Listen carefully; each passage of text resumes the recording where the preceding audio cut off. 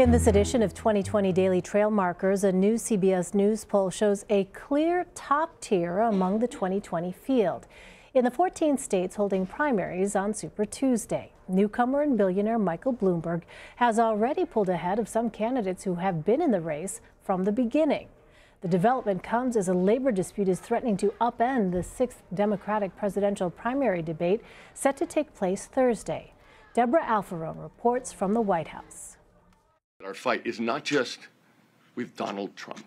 Democratic presidential contenders Tom Steyer and Massachusetts Senator Elizabeth Warren courted caucus goers in Iowa, the state holding the first major contest of the primary season. 2020 is not just about the next 4 years or the next 8 years. This is about the direction our country takes for generations to come. In Super Tuesday states holding primaries on March 3rd, the latest CBS News Battleground Tracker poll shows former Vice President Joe Biden with an edge over Warren, Vermont Senator Bernie Sanders, and Indiana Mayor Pete Buttigieg. Jobs creator, leader, problem solver. Billionaire and former New York City Mayor Michael Bloomberg has been focusing his efforts on those contests. He's now polling in 5th place. We're here and we are going to stay here, not just through Super Tuesday, but through the Republican convention when you know who comes to town. Democrats trying to unseat President Trump are hoping that wins in Super Tuesday primaries will give them an edge. This is a delegate fight. It is a fight to win delegates who will go on to the national convention,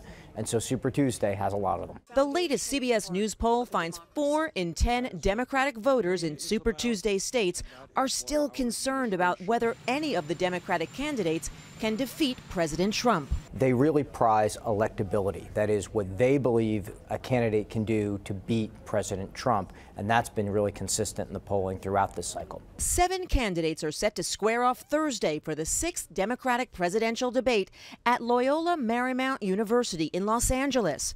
But all have said they won't cross the picket line if an ongoing labor dispute at the school isn't resolved. Deborah Alfarone, CBS News, the White House. The food service company Sodexo and the Union for Workers at Loyola Marymount are expected to return to the negotiating table Tuesday. But that's not the only controversy shaking the Democratic primary debate. Over the weekend, 9 candidates signed a letter urging the Democratic National Committee to ease the rules that determine who can participate in the debates. The calls for change come after Senator Kamala Harris ended her campaign. That left businessman Andrew Yang as the only person of color to qualify for Thursday's debate. Yang spoke to CBS News 2020 campaign reporter Adam Brewster about this over the weekend. Kamala had qualified for next week's debate and would be on the stage if she was still running. I think the DNC did the best it could with a very difficult task, which is set up objective criteria that would raise the bar over time. I think it would be better if she was up there again next week. I don't think you can fault the DNC for that process, though. Adam Brewster joins us now from Des Moines, Iowa. So, Adam, this is really interesting. How does this compare to what the other candidates are saying?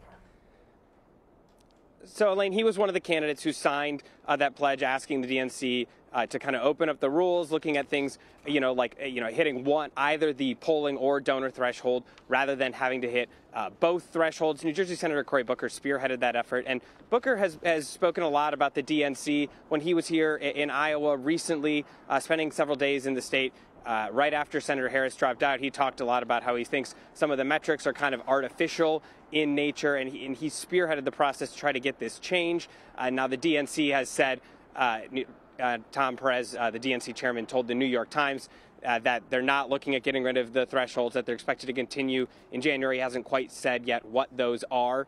We're waiting to hear what those thresholds will be for the January and future debates. But Yang has, said, while Cory Booker has talked about the thresholds that hurt and how Senator Harris, has wasn't able to compete with wealthy people and billionaire candidates. She had to end her campaign for financial reasons. Yang is basically saying that the DNC shouldn't be faulted for a lack of minority presence on the debate stage.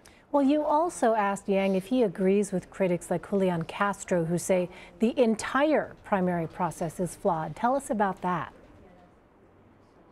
Julian Castro has been here in Iowa recently. He was here about a week ago talking about how there need to be changes in the primary process. And, even earlier this month also, he said the 2024 DNC chair needs to be on notice about changes that need to come. He has criticized the fact that Iowa and New Hampshire, two states that are predominantly white, go first in the primary process. And he says there needs to be more diversity in that action. Yang basically said, he is open to suggestions and that, he's open to hearing ideas for making the process better. But he really leans into the fact that Iowa and New Hampshire have the ability, he says, to launch a long-shot presidential bid. He regularly tells caucus goers in Iowa and voters in New Hampshire that they have the power to start his movement and slingshot him on a path toward the White House. He refers to them as magical places. And on Saturday night, he told Iowans he wants them to be intoxicated with that power that they have the ability to take charge. Well, Yang's campaign faced controversy when actress and Me Too activist Alyssa Milano pulled out of a Los Angeles fundraiser. On Twitter, Milano said that she dropped out, quote, due to repeated allegations of sexual misconduct against a campaign staffer by a campaign staffer, which were not appropriately addressed. Now, to be clear, these allegations are not against Andrew Yang, but Adam, what is his campaign saying about this? Yang told Yahoo News that Milano didn't quite have her facts straight about how quickly they responded.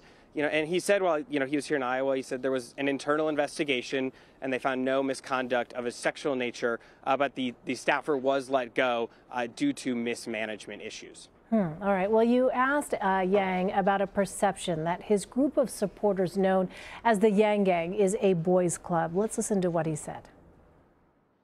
We take any issues of mistreatment or harassment very, very seriously. And we're always trying to become more diverse, not just on the campaign team, but with our supporters. We're reaching out to different types of people all of the time.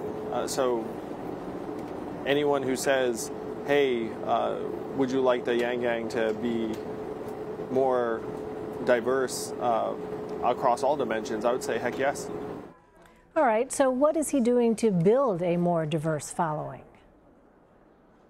Part of the reason, part of that 5-day bus tour he just did in Iowa, he told me that they were looking at holding events and reaching out to more diverse coalitions. He held an event with his wife on Friday that was billed as a Moms for Yang event, where they talked about motherhood, and she spoke about how the freedom dividend shows the value that single mothers stay-at-home mothers or stay-at-home parents receive, because right now their work doesn't show up and doesn't get economic value. They also, Yang also held a faith town hall at a Christian college on Friday, and on Saturday, Yang and his wife held an event where they spoke about families and autism.